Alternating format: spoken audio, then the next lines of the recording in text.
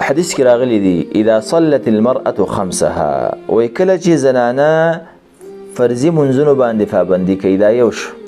دویم وصامت شهرها او د رمضان المبارک روجې نیسي دو شو.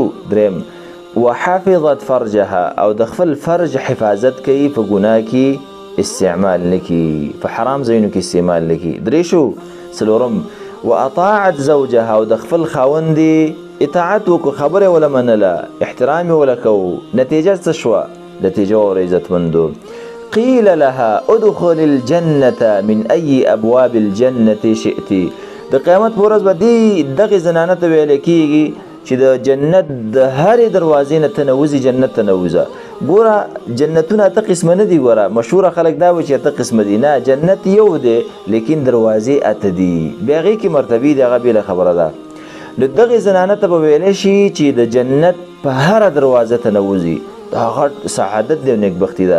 عزتمندو دا جنت الله جل جلاله ټولو بندګانو ته ډېر اسان کړی دی خو بیا یې زنانو ته ډېر زیات اسان کړی دی.